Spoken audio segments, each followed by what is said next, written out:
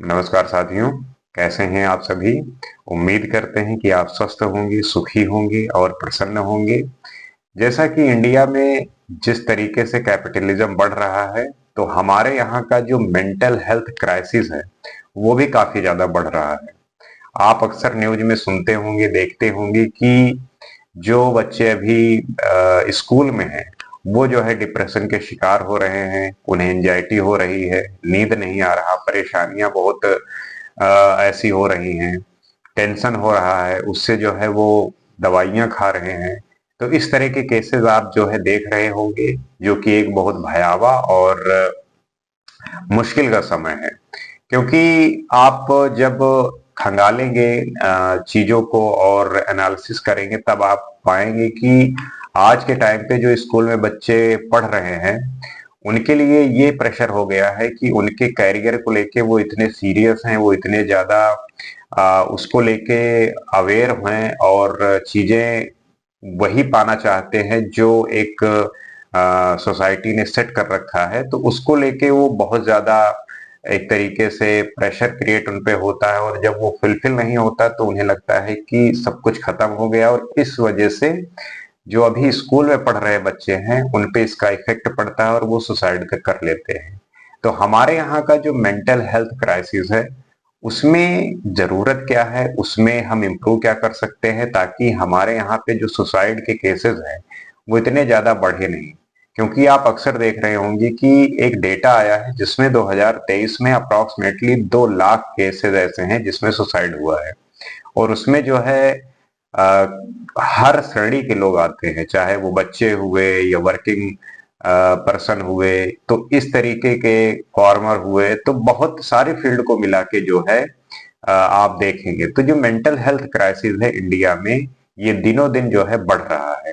इसके रोकने का उपाय क्या है, और व्यक्ति अपने आप को कैसे इसमें लेके आए, कैसे अपने आप को ढाले इस भागती हुई दुनिया में। क्योंकि कारण यही है कि जो उसकी स्थिति है, उसकी जो अवधारणा है चीजों को लेके, वो बदली है। क्योंकि एक अचानक से और बिल्कुल इंस्टेंट दुनिया चेंज हुई है, वर्ल्ड बिल्कुल अचानक से चेंज हुआ है।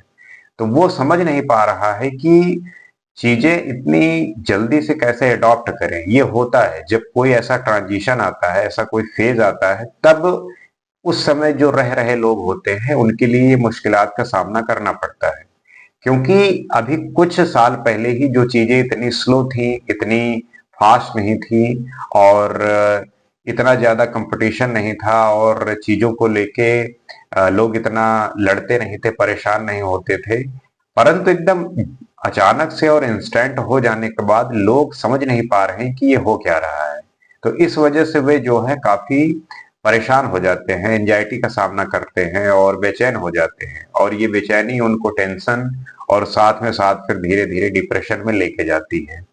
तो उससे बचने का कारण यही है कि अपने आप को स्लो डाउन करना है, थोड़ा सोचना है, चिंतन करना है, और जो कारण है उसके प्रेशर का, जो उसके दबाव का कारण है, उस पे विचार करने की जरूरत है कि ये जो मेरे प्रेशर का दबाव है, मेरे ऊपर जो एक बर्डन है, वो किस कारण से है। तो उस पे विचार करिए।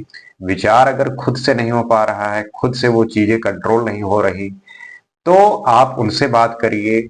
जो लोग इस बात को लेके समझदार हैं, उनमें वो मैच्योरिटी है, तो वो आपको सही गाइड करेंगे, सही दिशा दिखाएंगे।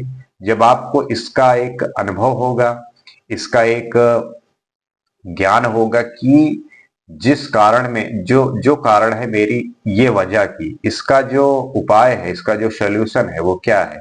तो जो इस प्रोसेस से गुजर चुके हैं, जिन्होंने ये झेला है, वो शायद आपको उस बात को सही तरीके से बता सकते हैं, आपके सामने वो प्रस्तुत कर सकते हैं, जिससे आपके जर्नी में वो मदद मिल सकती है, ताकि आपके जो अननेसेसरी बर्डन आप ले रखे हैं उससे आपको एक छुटकारा और चीजें आसान हो जाएंगी।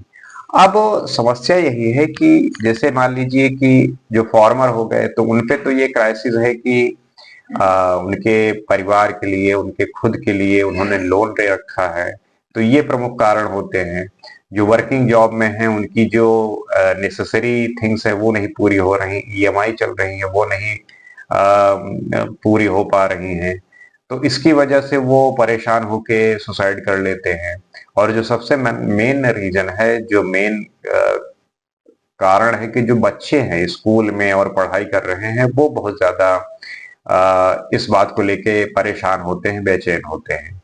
तो उनको जो है किसी मेंटोर की, अपने पेरेंट्स से इस बात को समझने की जरूरत है, और पेरेंट्स को भी ये समझना चाहिए कि जो वो रेस में दौड़ रहे हैं, क्या वो जीवन से बड़ा है? क्यों, क्या वो उनके मेंटल हेल्थ से, उनके फिजिकल हेल्थ से बड़ा है? क्योंकि इस प्रोसेस में वो फिजिकल हेल्थ जो उनका होता है वो खराब हो जाता है, मेंटली वो जो है परेशान रहते हैं, डिप्रेस्ड रहते हैं, उनके अकॉर्डिंग जब काम नहीं होता, उनके हिसाब से जो रिजल्ट नहीं आता, तो उसको लेके वो इतने परेशान हो जाते हैं कि वो फिर इस स्तर पर नहीं होते, इस लेवल पर नहीं होते कि वो चीजों को एनालाइज कर सके, सोच सकें। और चूंकि अभी बिल्कुल नए होते हैं, उन्होंने चीजों को उतने वाइड तरीके से देखा नहीं होता, सुना नहीं होता, जाना नहीं होता, तो उन्हें लगता है कि जीवन को खत्म कर देना ही सबसे अच्छा रहेगा। तो इस तरीके से वो फिर इस तरीके का जो है काम करते हैं, जो कि बहुत खराब है। और ये सोचने की प्रक्रिया है, जो भी बच्चे इस बात से परेशान हैं, उनको ये जानने की जरूरत है कि उनके जीवन से बढ़कर वो जो रिजल्ट आपका मैटर कर रहा है वो कुछ भी नहीं है। क्योंकि आज जो रिजल्ट आपके हिसाब से नहीं मिला, वो हो सकता है कल मिल जाए, परसों मिल जाए। तो इस बात को लेके वो चिंतित नहीं होना, आपको बस ये एफर्ट डालना है कि आप जो कर रहे हैं, आपकी जो एफर्ट है वो बस काउंट होने चाहिए, उसको लेके आपको अवेयर होना चाहिए। रिजल्ट कुछ भी आए उससे आपको इतना फर्क नहीं पड़ना चाहिए। और पेरेंट्स जो हैं वो भी इस बात को लेके अवेयर हो कि उन्हें इस बात से प्रेशराइज नहीं करना कि ताकि वो कुछ ऐसी हरकत करें और उन्हें जो है इस प्रकार की कोई दिक्कत का सामना करना पड़े। तो जो हमारे यहाँ का मेंटल हेल्थ क्राइसिस है वो दिनों दिन जो है बढ़ रहा है। और इसमें जो है बस यही तरीका है कि अपने आप को होश में रखने की, अपने आप को सजग रखने की।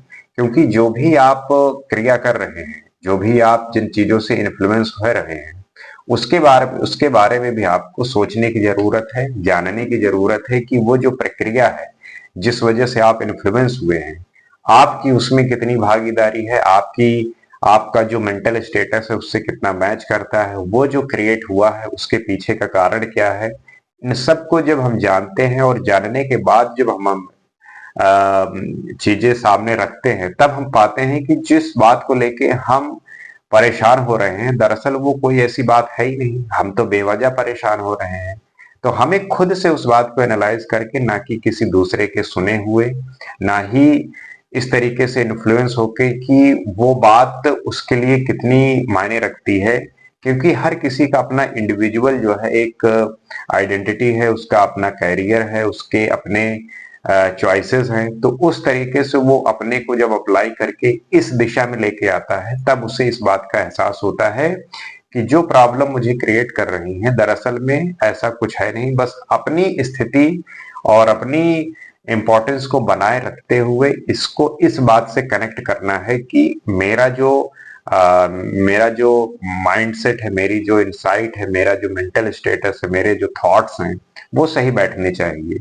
अपनी अपनी मेंटल हेल्थ को बनाए रखना और अपने मन की स्थिति को स्वस्थ रखना, ये आपकी ही जिम्मेदारी होती है। और इसमें जो है फिजिकल एक्टिविटी भी बहुत मैटर करती है। आप रोज डेली एक्सरसाइज कर रहे हैं, आप अच्छा खा रहे हैं, तो वो आपको जो है हमेशा पॉजिटिव रखता है और आपके मेंटल हेल्थ को बहुत अच्छा और पॉजिटिव रखता है।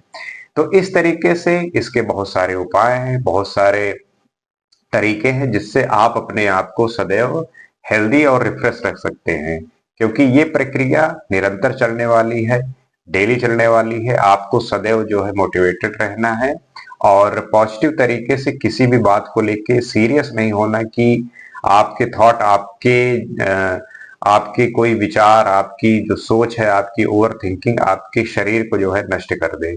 तो उससे कोई फायदा होना नहीं है। जो चीजें आपके नियंत्रण में नहीं है, नहीं हो पाई, तो उसमें ज़रूरत है कि जो एफर्ट्स है उसको और निखारने की और बेहतर करने की, और हो पा रहा है बढ़िया है, नहीं हो पाया उसके बाद भी रिजल्ट तो कोई परेशानी की बात नहीं है। चीज़ें जो है एक तरीके से जो होनी है वो उसकी अपनी अवधारणा है, आपकी अपनी मनःस्थिति, अपने को ऊर्जा में बनाए रखते हुए चीज़ों को हैंडल करना है और इस कैपिटलिज्म की दुनिया में अपने आप को पुश करते रहना है। इसी आशा के साथ आपसे उम्मीद करते हैं कि वीडियो आपको इंफॉर्मेटिव लगा होगा और आप इन बातों को अपने पे अप्लाई करके इस बात को महसूस कर सकते हैं, समझ सकते हैं। इसी उम्मीद के साथ अगले वीडियो में किसी और विषय पर, किसी और सब्जेक्ट पे बात करेंगे। आज के लिए इतना ही। नमस्कार।